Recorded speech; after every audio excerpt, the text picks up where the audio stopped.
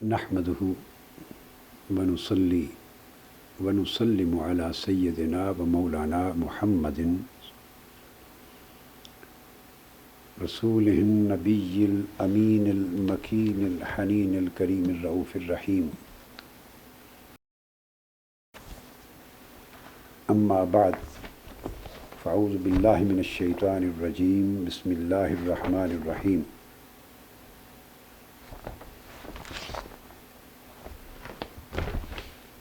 الحمد لله رب العالمين الرحمن الرحيم. صدق الله مولانا العظيم.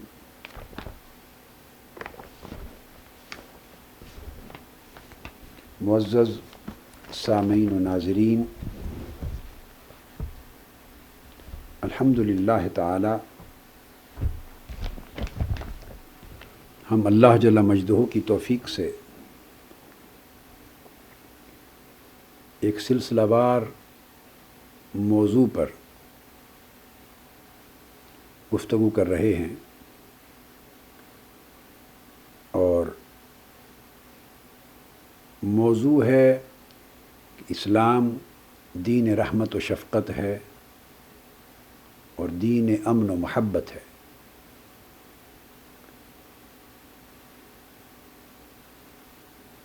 اس موضوع کے ضمن میں ہم نے پچھلی نشست میں اپنی گفتگو سورہ فاتحہ کی پہلی 2 آیات کریمہ کی مختصر تفسیر پر ختم کی، اور ان دونوں آیتوں کی تفسیر میں ہم نے فقط ایک ہی نقطے پہ کنسنٹریٹ کیا کہ اللہ تبارک و تعالی نے اپنے اللہ ہونے کا تعارف رب العالمین ہونے سے کروایا ہے، اور اپنے رب العالمین ہونے کا تعارف الرحمن الرحیم کے 2 اسماء مبارکہ کے ذریعے کرایا ہے۔ گویا قرآن مجید کے عین افتتاح کے موقع پر، حتیٰ کہ سورہ فاتحہ کی بھی ابتدا میں، اللہ تبارک و تعالی نے اپنا تصور الوہیت، اس کی تشریح تصور ربوبیت کے ذریعے کی، اور تصور ربوبیت کی تشریح اپنے تصور رحمت کے ذریعے کی، رحمانیت اور رحیمیت، اپنی 2 صفتوں کو بیان کر کے۔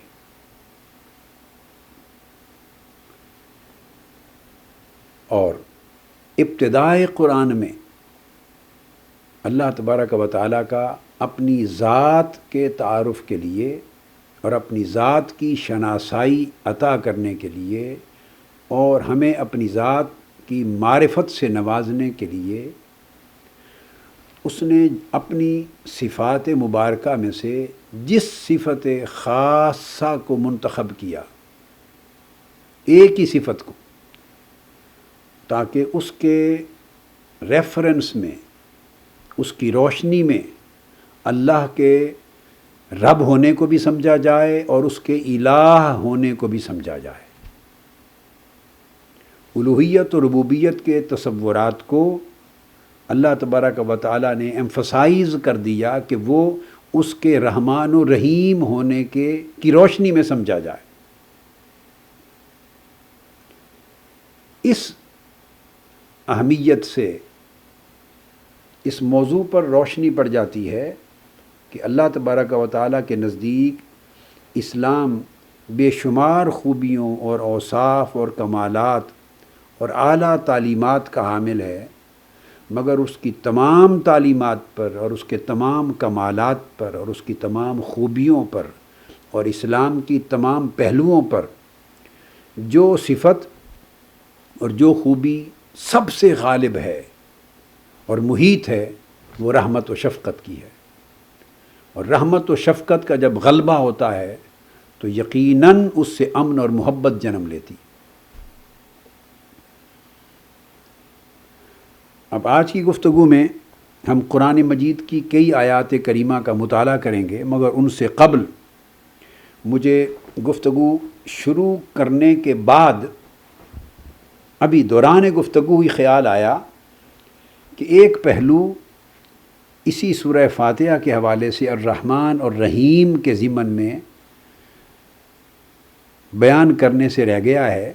تو اس کی تھوڑی سی وضاحت کر دی جائے اور اس کے بعد ہم قرآن مجید کی دیگر آیات کریمہ کے مطالعہ پر چلے جائیں گے۔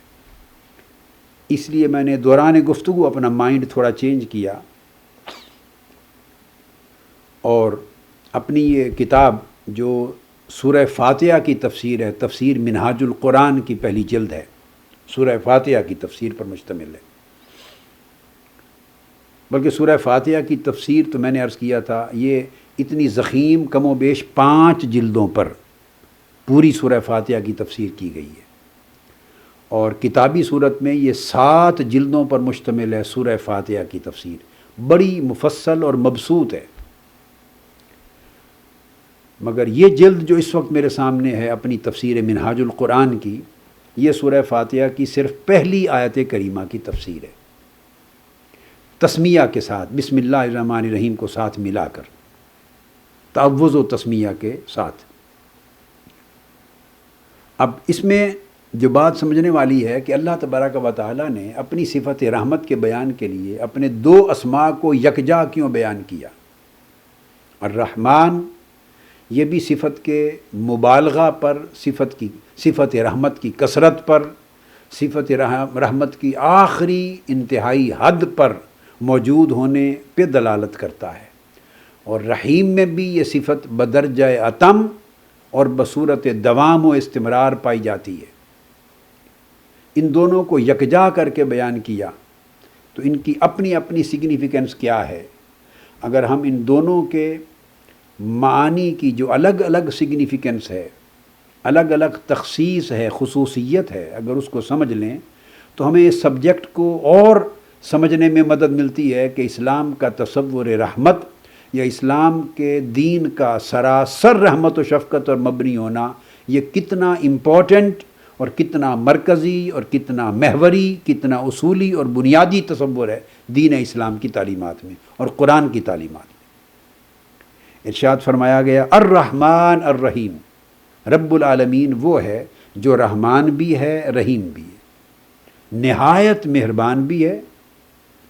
اور ہمیشہ اور بڑا رحم فرمانے والا بھی ہے۔ اب ان دونوں کے معانی کا ایک اپنی جگہ الگ الگ اطلاق ہے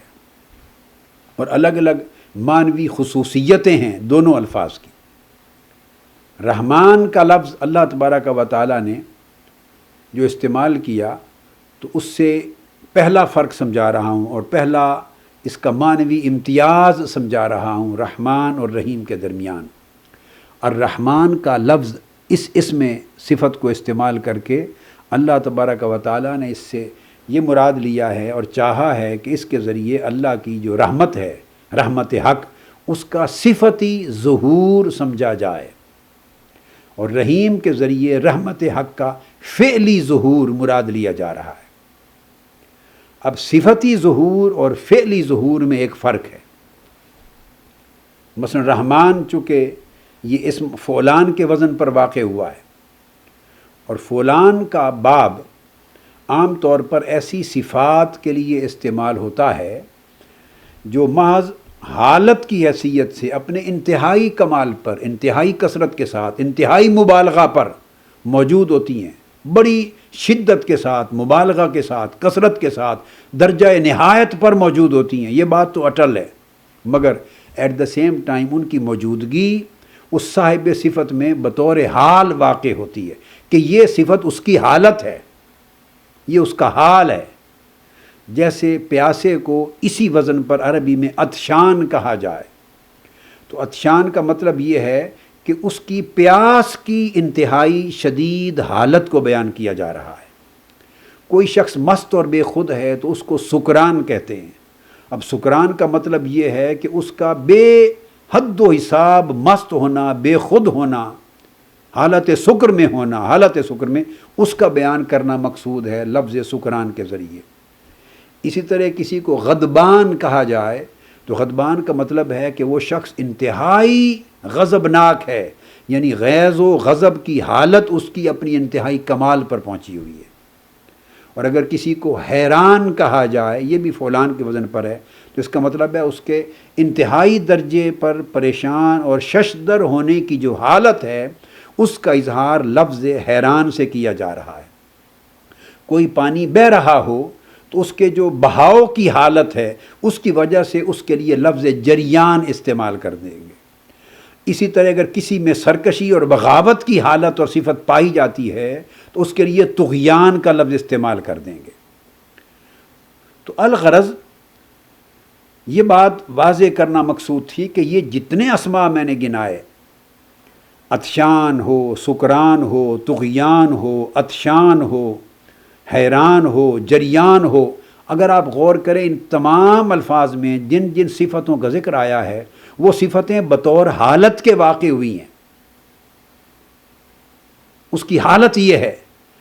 پیاسا ہے، عطشان، تو مطلب ہے اس کی پیاس کی جو حالت ہے اس کی انتہائی شدت کو بیان کرنا اس کے ذریعے مقصود ہے۔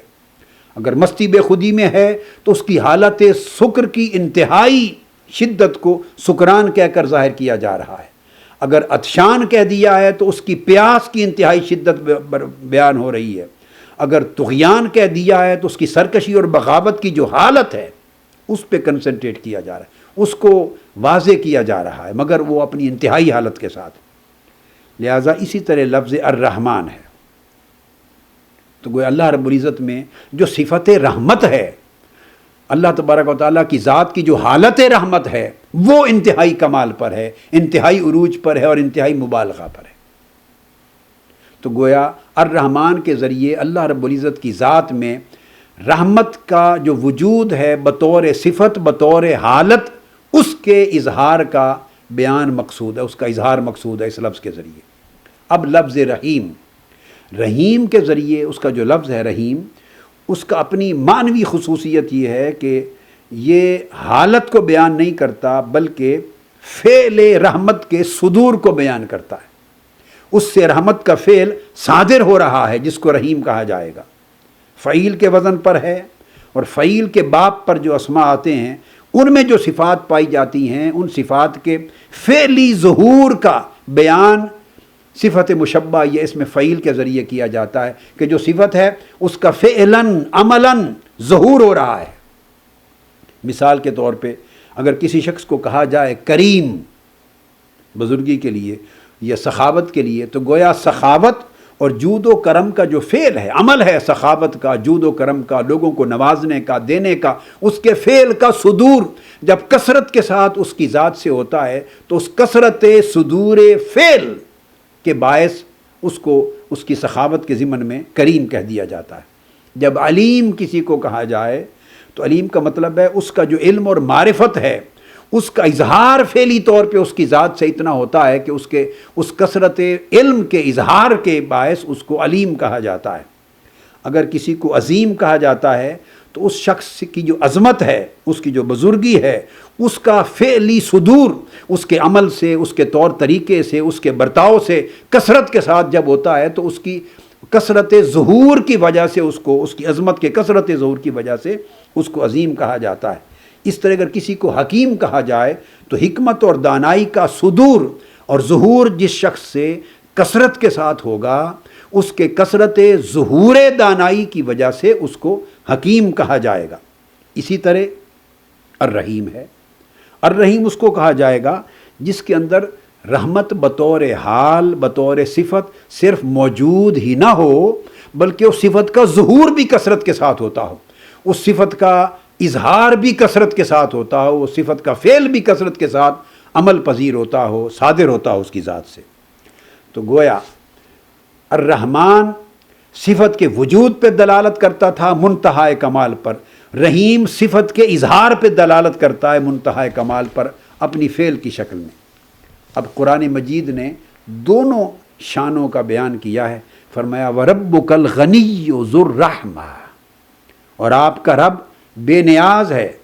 اور بڑی رحمت والا ہے۔ تو اس نے فرمایا ذو الرحمہ، غنی اور بے نیاز ہے اور بڑی رحمت والا ہے، یعنی رحمت کا بے حساب خزانہ اس کے پاس ہے، وہ بے حد و حساب رحمت کے خزانے کا مالک ہے۔ رحمت کی شان اس کی بڑی عروج پر ہے، رحمت کی صفت منتہائے کمال پر ہے، رحمت کا حال اس کا تصور اور وہم و گمان سے بھی بلند تر ہے، ذو الرحمہ ہے۔ یہ ہے رحمان کے معنی کا اطلاق۔ اور اب آ گیا رحیم، اس رحمت کا فعلی ظہور، اس کا اظہار اس آیت کریمہ میں، پہلی آیت سورہ انعام میں ہے۔ اب سورہ التوبہ میں فرمایا اولئک سیرحمہم اللہ ان اللہ عزیز حکیم، انہی لوگوں پر اللہ تعالیٰ عنقریب رحم فرمائے گا۔ تو رحم فرمانا،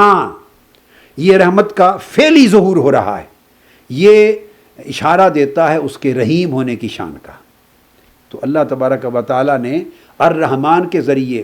اس کی شان موصوفیت کو بیان کیا ہے کہ رحمت کی شان سے موصوف ہونا، منتہائے کمال پر موصوف ہونا، یہ رحمان کا اطلاق ہے۔ اور رحیم میں رحمت کی شان کی فاعلیت ہے، اس رحمت کے فعل کا صدور ہوتے رہنا۔ اب اللہ تبارک و تعالیٰ نے دو اسما رحمان اور رحیم صفتی ظہور کے لیے اور فعلی ظہور کے لیے بیان کر کے یہ میسج دے دیا کہ اللہ تبارک و تعالیٰ کی ذات وہ ذات ہے کہ نہ صرف رحمت کے خزانوں کی مالک ہے، بلکہ ہر لمحہ اس کی ذات سے ہر ایک شخص کے لیے رحمت کا ظہور اور صدور بھی ہو رہا ہے۔ گویا اس کی بارگاہ سے اور اس کے خزانہ رحمت سے کوئی شخص محروم نہیں رہتا، خواہ مومن ہے خواہ کافر ہے، بیمار ہے تو شفا یابی کی رحمت کی صورت میں شفا رحمت کا خزانہ پا رہا ہے، جاہل ہے تو علم کی صورت میں اللہ کی بارگاہ سے اسے خزانہ رحمت مل رہا ہے، پریشان حال ہے تو دفع پریشانی کی صورت میں رحمت کے خزانے سے فیض پا رہا ہے، اگر ضرورت مند ہے تو رفع حاجات کی صورت میں اللہ تبارک و تعالیٰ اپنے خزانہ رحمت سے اس کو فیض عطا کر رہا ہے، بھٹکا ہوا ہے تو ہدایت کی صورت میں اللہ اسے خزانہ رحمت سے عطا کر رہا ہے۔ الغرض جس شکل میں کسی بندے کو رحمت کی اللہ کی بارگاہ سے ضرورت ہے، ہر لمحہ ہر شخص کے لیے، ہر فرد کائنات اور ہر فرد موجودات کے لیے اللہ رب العزت کی ذات سے رحمت کا طرح طرح اور جدا جدا شانوں سے، جدا جدا حالتوں کے ساتھ، جدا جدا شکلوں میں اس کی رحمت کا ظہور ہو رہا ہے۔ تو گویا رحمان کا بیان یہ تھا کہ اس کے خزانے رحمت کے کبھی ختم نہیں ہوں گے، اور رحیم کا معنی یہ ہے کہ اس کی بارگاہ سے کسی کے ہاتھ خالی رحمت لیے بغیر لوٹیں گے نہیں۔ اب الرحمن اور رحیم کا، اب اس سے آپ اس کا امپیکٹ اسلام کے، دین اسلام پر لے آئیں کہ اللہ تبارک و تعالیٰ جب اپنی ذات کا تعارف اتنا ایمفیٹیکلی اور اتنا خصوصیت کے ساتھ دو اسماء کو ملا کے اپنی رحمت کا بیان فرما رہا ہے ابتدائے قرآن میں، اپنی ذات کے تعارف کے باب میں، اپنی الوہیت اور ربوبیت کے تعارف کے باب میں، تو اس سے میسج وہ یہ دینا چاہتا ہے کہ سارے عمل کی عکاسی اس کے بھیجے ہوئے دین اسلام میں ہوگی، اس کی بھیجی ہوئی قرآنی اور نبوی تعلیمات میں ہوگی، اس کے بھیجے ہوئے رسول آخر الزمان میں ہوگی، اس کی عطا کردہ شریعت اسلامیہ میں ہوگی۔ جو شریعت، جو قانون، جو احکام، جو تعلیمات کثرت رحمت اور مبالغہ رحمت اور احاطہ رحمت کی شان سے خالی ہوں گے، سمجھے ان کا تعلق اللہ کے عطا کردہ دین اسلام سے نہیں ہے، وہ انسان کا من گھڑت کوئی فلسفہ ہوگا۔ اب اس کو دوسری جہت ہے اس کے امتیاز کی، اس میں فرمایا الرحمن الرحیم۔ تو الرحمن کا اور رحیم میں ایک فرق اور ہے، معنوی فرق اور معنوی امتیاز، وہ یہ کہ رحمان کے ذریعے عموم رحمت کا بیان ہو رہا ہے،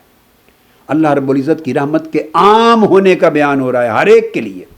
اور ہر شکل کی، اور رحیم کے ذریعے خصوص رحمت کا بیان ہو رہا ہے، ایک خاص رحمت کی طرف اشارہ ہے جو خاص طبقات کے لیے اللہ نے مختص کر رکھی ہے، اور ایک رحمت ہے جو اس طبقے کے لیے ہی نہیں بلکہ جمیع طبقات اور جمیع مخلوقات کے لیے اللہ نے عام کر رکھی ہے۔ تو اللہ تبارک و تعالیٰ کی ایک شان رحمت ہے جس میں وہ تمام مخلوقات و موجودات کو نوازتا ہے، اور ایک اس کی شان رحمت یہ ہے کہ جو خاص اپنے بندوں کو، منتخب لوگوں کو جو حقدار ہیں ان کو نوازتا ہے۔ تو رحمانیت کا فیض اپنے دائرہ اثر کے اعتبار سے عام ہے، دائرہ فیض کے اعتبار سے عام ہے، رحیمیت کا فیض اپنے دائرہ اثر اور دائرہ فیض کے اعتبار سے خاص ہے۔ رحمان ایسی شان رحمت پہ دلالت کرتا ہے لفظ رحمان جو جمیع موجودات عالم میں سے ہر فرد کا حق اللہ نے بنا دیا ہے، ہر فرد کے لیے اللہ پاک نے اپنی ذات کے ذمہ کرم پہ لازم کر لیا ہے، اور بلا استثناء ہر فرد کو اللہ اس رحمت کا خزانہ عطا کرتا ہے۔ اور رحیم اللہ تبارک و تعالیٰ کی اس شان رحمت پہ دلالت کرتا ہے جو اس نے مؤمنین کے لیے، ایماندار بندوں کے لیے خاص کر رکھی۔ اس لیے رحمان کے لفظ کو پہلے وارد کیا، چونکہ رحمان کا لفظ باری تعالیٰ کی شان خلاقیت اور شان ربوبیت پہ دلالت کرتا ہے، اس کا خالق ہونا اور اس کا رب ہونا، چونکہ صرف مومنین کے لیے نہیں، ہر فرد موجودات عالم اور ہر فرد موجودات کائنات کے لیے۔ اس لیے اس نے رحمان کو پہلے رکھا کہ ہر شخص کو، ہر فرد کو، ہر مخلوق کو، ہر ذرہ کائنات کو جس کو میں نے پیدا کیا ہے، اب میں اس کو پالتا بھی ہوں، اس کی ضرورتوں کی کفالت بھی کرتا ہوں۔ سو میرا یہ فیض ہر فرد کائنات کو چشمہ رحمانیت سے جا رہا ہے۔ اور پھر اس کے بعد جو میرے تابع دار بندے ہو جاتے ہیں، اپنی جبین نیاز میرے حضور اطاعت گزاری کے ساتھ جھکا دیتے ہیں اور میرے حکم کی تعمیل میں اطاعت بجا لاتے ہیں، ان کے لیے پھر فرمایا الرحیم، ان کے لیے وہ سوال کریں گے کہ باری تعالیٰ پھر فرق کیا ہوا؟ تیری رحمت سے ہر کوئی نوازا جا رہا ہے، جو تجھے مانتا ہے، جو نہیں مانتا، جو کفر و شرک کرتا ہے اور جو موحد ہے، جو مومن ہے، جو کافر ہے، جو فرما بردار ہے، نافرمان ہے، حیوان ہے، انسان ہے۔ جب تیری رحمت کا فیض ہر ایک کو یکساں مل رہا ہے تو پھر ہمیں امتیاز کیا ملا؟ وہ جو ہم نے ساری ترجیحات کو ترک کر کے، رشتہ داریوں کو ترک کر کے، دنیا کے سارے مفادات کو ترک کر کے ہم تیرے بندے بن گئے، تیری اطاعت قبول کر لی، تیری تابع فرمانی قبول کر لی، تیری عبادت میں آ گئے، تیری عبدیت میں آ گئے، ہم وقت تیری عبودیت میں آ گئے، اور ہم نے تیرے پیغمبروں اور تیرے نبیوں کی اطاعت اختیار کر لی، تیرے قرآن کی وحی کو قبول کر لیا، تیرے اوامر اور نواہی کو قبول کر لیا، اور زندگی کی ساری ترجیحات اور خواہشات کلیتاً تیرے حکم اور تیرے امر کے تابع کر دیں۔ تو ہم نے باری تعالیٰ پہ راتوں کو اٹھ کے تجھے یاد کیا اور تیرے لیے روئے اور تیرے لیے تڑپے، اور پھر بڑھتے بڑھتے صرف تجھے ہی اپنا مقصود اور محبوب و مطلوب بنا لیا، اپنے دل تیری ذات کے ساتھ لگا لیے، لو تجھ سے جوڑ لی۔ ہم نے جو اتنے رشتے تیرے ساتھ استوار کیے تو ہمیں کیا ملا تیرے خزانہ رحمت سے؟ تیری رحمت تو ہر ایک کو مل رہی ہے اور یکساں مل رہی ہے، جو مان رہا ہے اسے بھی مل رہی ہے، جو نہیں مانتا اسے بھی مل رہی ہے۔ تو ہمیں پھر کیا، ہم کیا سمجھیں کہ ہمیں بطور خاص کیا ملا انعام؟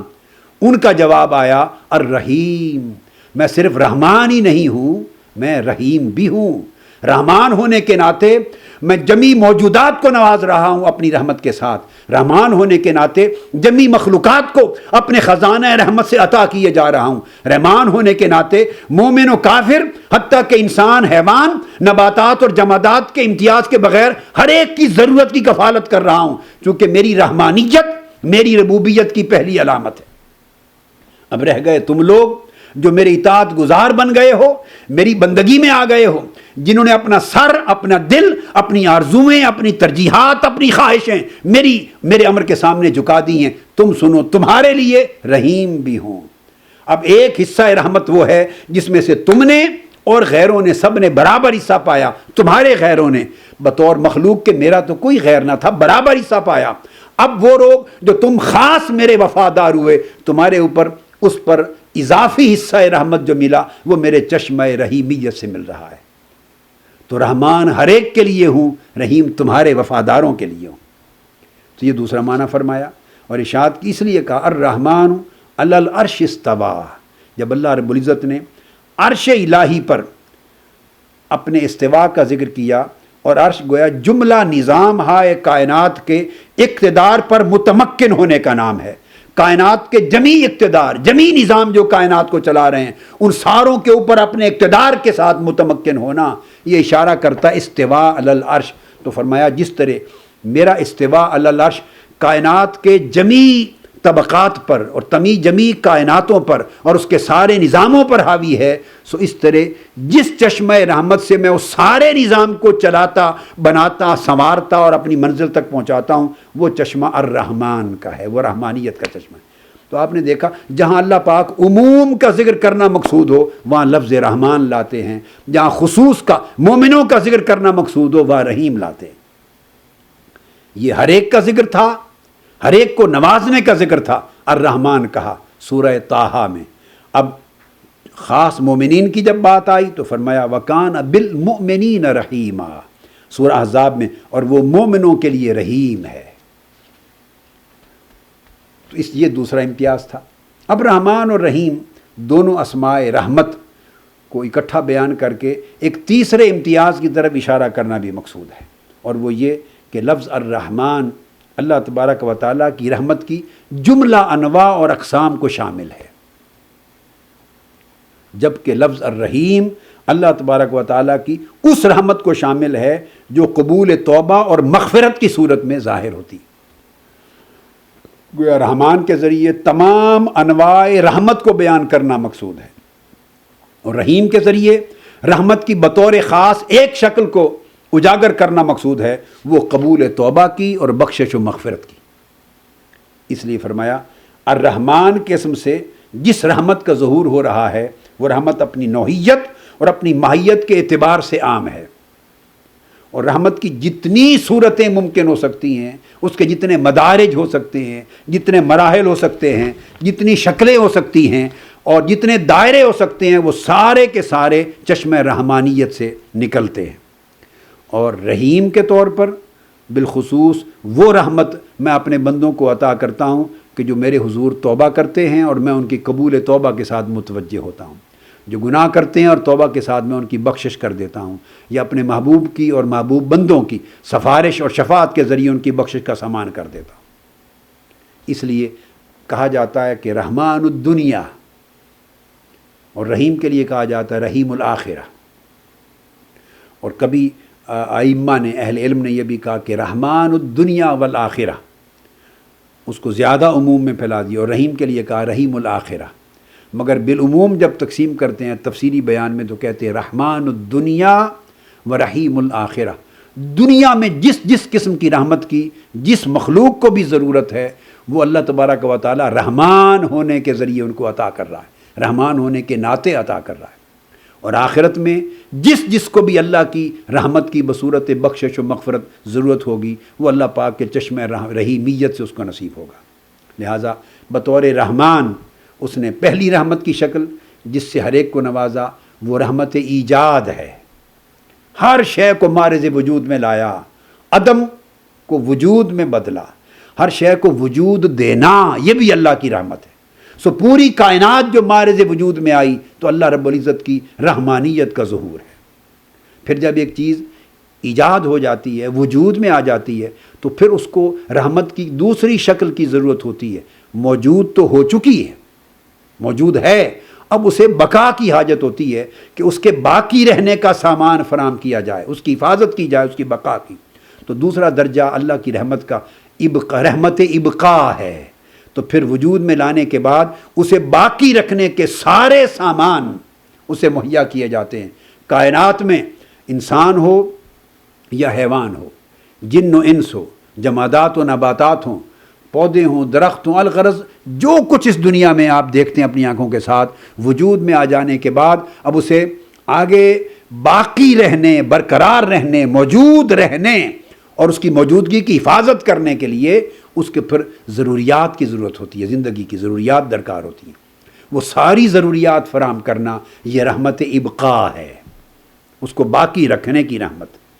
پھر باقی رکھنا ہی صرف کافی نہیں ہوتا، اسے درجہ کمال پر پہنچنا بھی مقصود ہوتا ہے، اسے ترقی چاہیے ہوتی ہے، ارتقاء چاہیے ہوتا ہے۔ تو پھر تیسری ضرورت اس سٹیج پر جو اسے رفتہ رفتہ درجہ کمال تک پہنچا دے وہ رحمت اکمال یا رحمت ارتقاء ہے،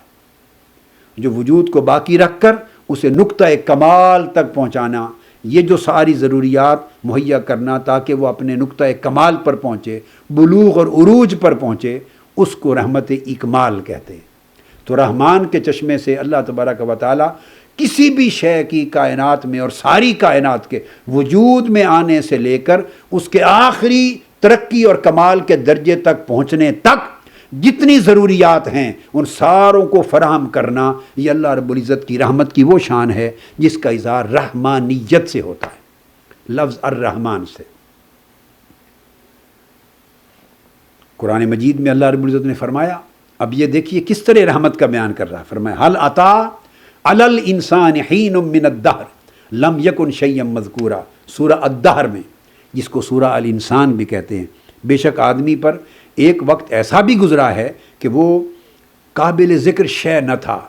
اس کا کہیں نام و نشان نہ تھا، اس کا نام بھی نہ تھا، قابل ذکر بھی نہ تھا۔ تو گویا عدم سے وجود میں جو اللہ رب العزت اس کو لے آیا، تو یہ اپنی رحمت کی پہلی شان کو، رحمانیت کی پہلی شان کو بیان کر رہا ہے۔ پھر ارشاد فرمایا یا ایھا الانسان ما غرک بربک الکریم الذی خلق، تمہیں کس چیز نے اپنے رب کریم کا نافرمان کر دیا؟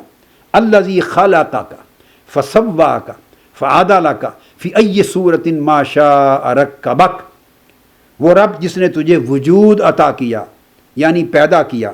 پھر تیرے اعضاء اور جوارح کے اعتبار سے تجھے سنوارا، تجھے سالم اور مکمل کیا، پھر تیرے اعضاء جسمانی میں ایک تناسب اور توازن پیدا کیا اور تجھے متوازن مخلوق اور حسین مخلوق بنایا، اور پھر تجھے جس صورت میں چاہا ترکیب دیا۔ یہ دیکھا آپ نے، اس کو وجود میں لانے اور وجود کو ایک متوازن اعلیٰ وجود بنا کر اس کو آگے بڑھانے کی تمام ضروریات کا ذکر کر دیا۔ یہ سورہ الانفطار میں ارشاد فرمایا۔ یہ رحمت کی دوسری شکل تھی۔ قال ربنا الذی اعطی کل شیء خلقہ ثم ہدی، موسیٰ علیہ السلام نے فرمایا کہ ہمارا رب وہی ہے جس نے ہر چیز کو اس شے کے لائق، جس مقصد کے لیے اسے بنانا درکار تھا، اس مقصد کے لائق اسے وجود بخشا۔ اعطی کل شیء خلقہ، ہر چیز کا کو اس کا وجود عطا کیا، ثم ہدی، اور پھر اس کے حسب حال اس کی رہنمائی کی اور اسے کمال کی طرف آگے بڑھایا۔ تو آپ نے دیکھا کہ ایجاد سے لے کر ابقاء اور ابقاء سے لے کر اکمال، ان تینوں مراحل کی تمام ضروریات کو پورا کرنے کا ذکر اللہ رب العزت نے قرآن مجید میں کیا۔ یہ اس کی رحمت کی تینوں شانیں اس کی عنوان رحمان کے نیچے آتی۔ اور پھر ہر چیز کو باقی رکھنے کے لیے تو اللہ رب العزت نے پھر تمام جو اس دنیا میں ضروریات فراہم کی ہیں، انسان بنائے ہیں، پھر انسان کے لیے زمین وضع کی ہے، پھر اس میں پہاڑ بنائے ہیں، پھر ان میں پھلوں کا سورہ الرعد میں ذکر آیا ہے، اس میں پھلوں کا ذکر کیا ہے، پھر ہر پھل کے دو جنسیں بنائی ہیں، جوڑے بنائے ہیں، پھر رات اور دن بنائے ہیں، دونوں کی الگ الگ، دونوں میں امتیازات رکھے ہیں، پھر تفکر کرنے کے لیے نشانیاں بنائی ہیں، پھر زمین کے قطعات بنائے ہیں، پھر ان میں کھیتیوں کا ذکر کیا ہے، کہیں کھجوروں کا ذکر کیا ہے، کھجوروں کے جھنڈ کا ذکر کیا ہے، اور ان کو پانی سے سیراب ہونے کا ذکر کیا ہے، اور طرح طرح کے ذائقے رکھنے والے پھلوں کا ذکر کیا ہے۔ یہ سارا بیان کر کے ارشاد فرمایا ان فی ذلک لآیات لقوم یعقلون، عقل رکھنے والے اور سوچنے والے لوگوں کے لیے ان تمام چیزوں میں اللہ کی رحمت کی بڑی نشانیاں ہیں، اس کی ذات کی بڑی نشانیاں ہیں، اس کی ربوبیت کی نشانیاں۔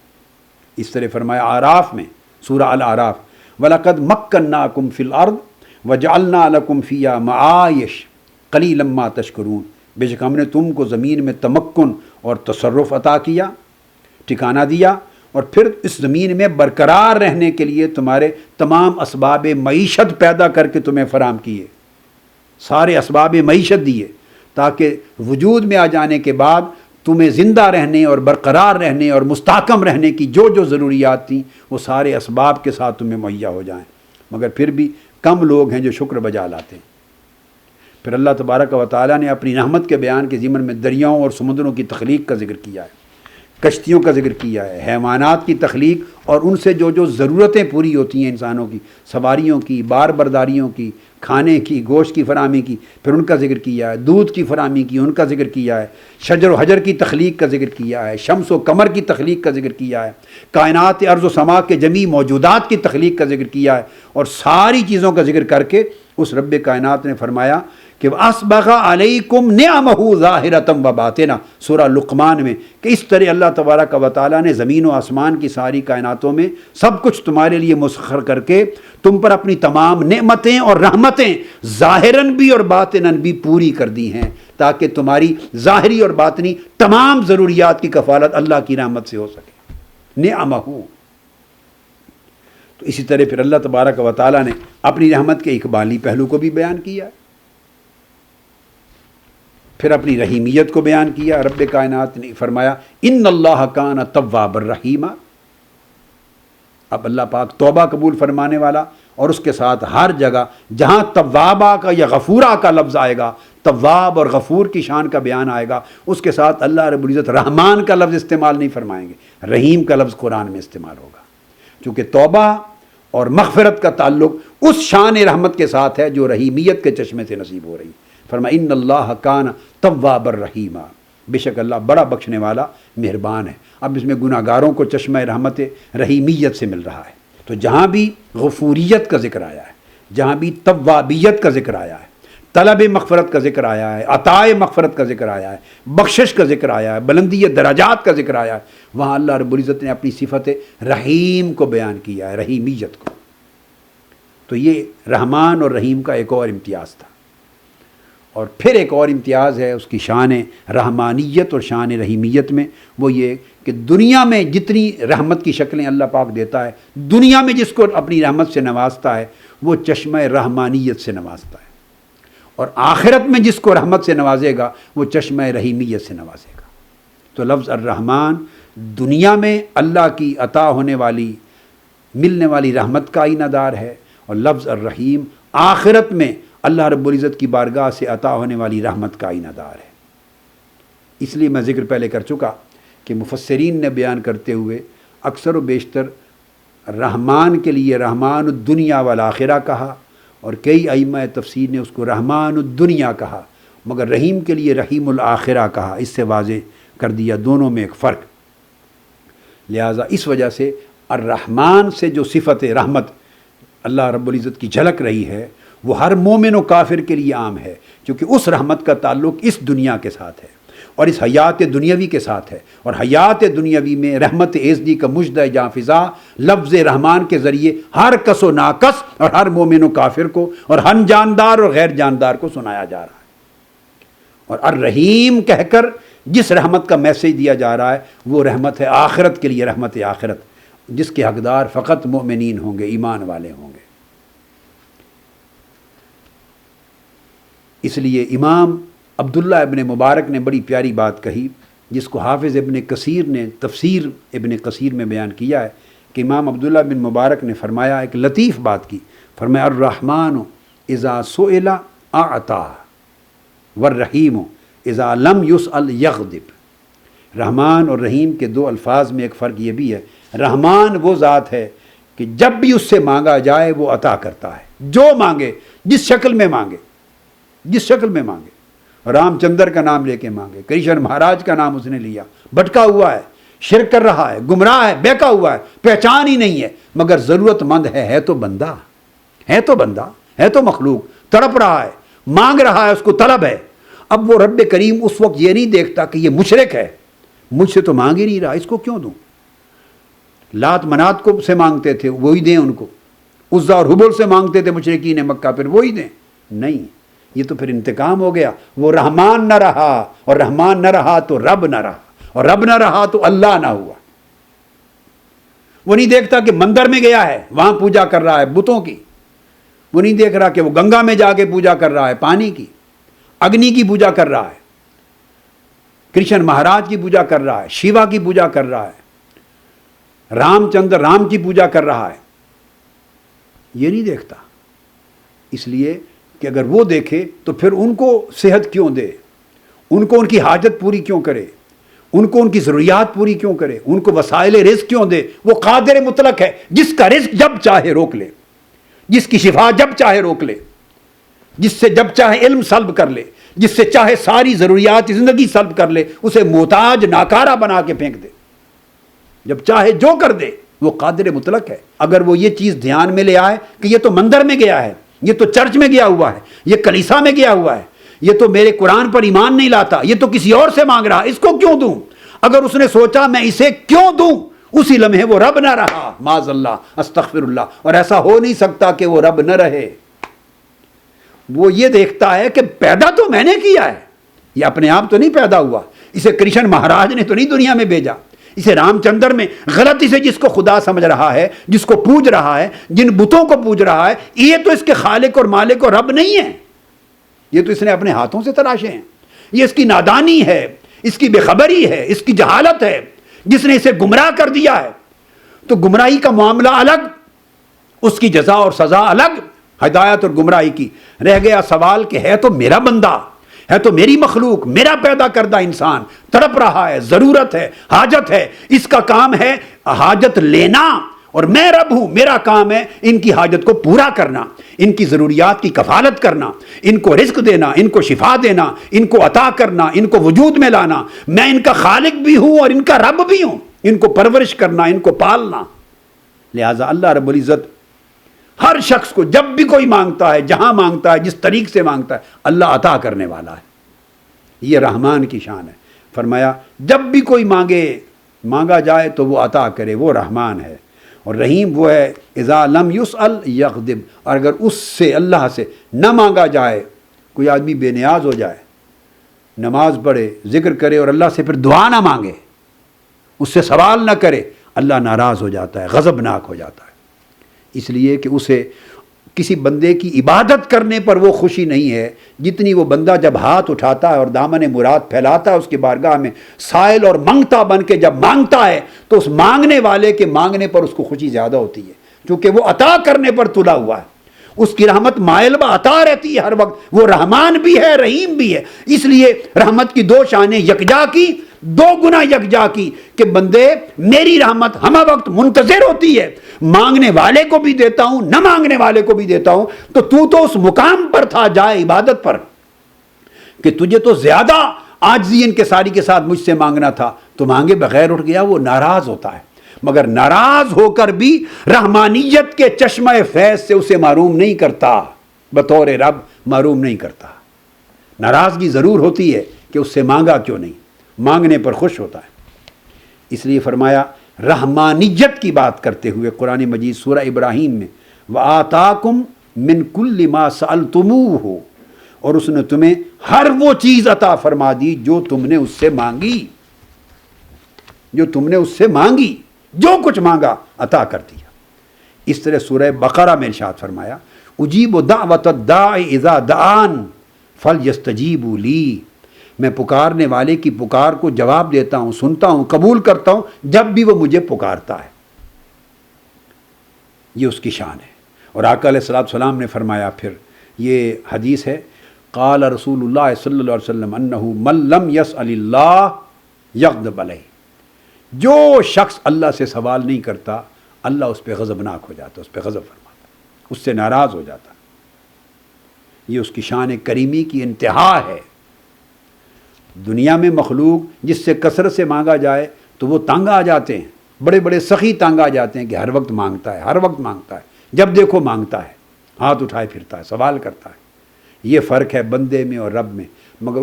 وہ اس بندے سے زیادہ خوش ہوتا ہے جو جتنی کثرت سے اس سے مانگتا ہے، کیونکہ کثرت سے اس سے مانگنا دراصل اقرار ابدیت ہے، اقرار بندگی ہے،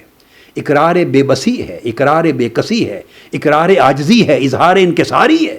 جتنی کثرت سے بندہ مانگے گا، ہاتھ پھیلائے گا اس کی بارگاہ میں، اپنے آپ کو منگتا ظاہر کرے گا، یہ اس کا تذلل ہے، یہ اس کی انکساری ہے، یہ اس کا اپنے آپ کو اللہ کے حضور گرا دینا ہے،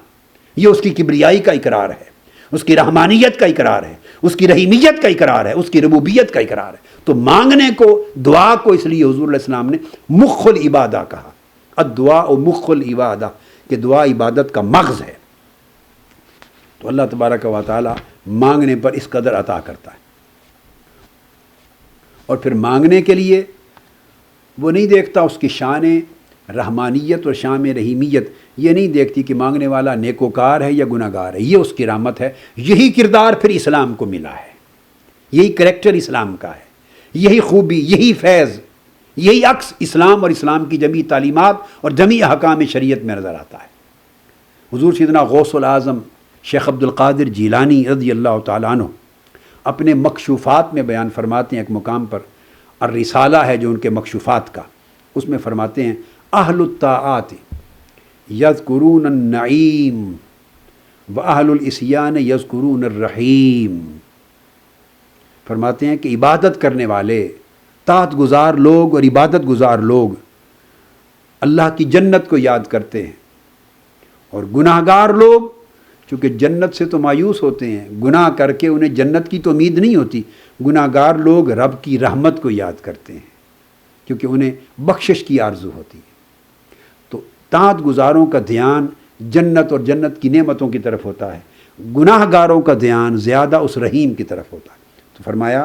اہل طاعت نعیم کو یاد کرتے ہیں، اہل عصیان یعنی گناہ گار رحیم کو یاد کرتے ہیں، ان کا دھیان اللہ کی رحمت کی طرف ہوتا ہے۔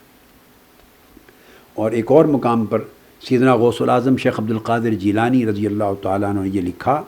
فرمایا کہ اللہ رب العزت فرماتے ہیں انا اقرب الی العاصی اذا فرغ من العصیان، جب گناہ گار گناہ سے دور ہو جاتا ہے تو میں اس بندے کے زیادہ قریب ہو جاتا ہوں گناہ گار کے، تاکہ اس کے دل میں خیال پیدا ہو شرمندگی کا، ندامت کا اور توبہ کا، اور گناہ پر مجھ سے معافی مانگ لے۔ اس کی رحمت منتظر ہوتی ہے کہ میں اس کے گناہ کو معاف کر دوں اگر مجھ سے معافی مانگ لے۔ تو ان دونوں شانوں کو اکٹھا کر کے بیان کرنے کا مقصد بنیادی طور پہ یہ تھا، یہ واضح کرنا تھا کہ اللہ تبارک و تعالیٰ کی ذات نے اپنے ذمہ کرم پر رحمت کو کتنا لازم و واجب کر رکھا ہے، اور رحمت کا مقام اسلام اور قرآن کی تعلیمات میں کیا ہے، اور خود اللہ کی شان میں رحمت کتنی پسندیدہ اور محبوب ہے۔ حالانکہ وہ خالق و مالک بھی ہے، وہ رب اور مستعان بھی ہے، وہ علیم و خبیر بھی ہے، یعنی وہ یوں بھی بیان کر سکتا تھا نا، دو صفتوں کو یکجا کر کے بیان کر دیتا۔ وہ سمیع و بصیر بھی ہے، وہ حفیظ و جلیل بھی ہے،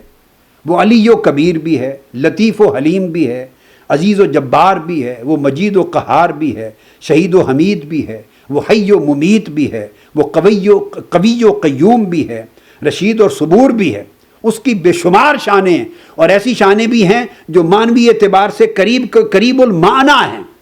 وہ کسی بھی ایک شان کو یا کئی دو شانوں کو ملا کے بیان کر سکتا تھا، مگر اس نے اپنی الوہیت اور ربوبیت کے پہلے تعارف کے لیے افتتاح کے کلمات افتتاح میں اس نے کسی اور شان کو منتخب نہیں کیا، حالانکہ کل یوم ہو فی شان، ہر یوم ہر لمحہ اس کی نئی سے نئی شان اجاگر ہوتی ہے اور نمایاں ہوتی رہتی ہے،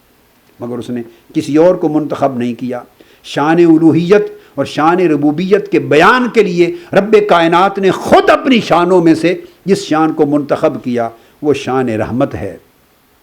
اور شان رحمت کے بیان کا جو طریق اللہ رب العزت نے اپنایا وہ رحمان اور رحیم دو اسماء صفاتی کو یکجا کر کے بیان کیا، تاکہ پتہ چلے کہ رحمت کا کتنا غلبہ ہے اسلام میں،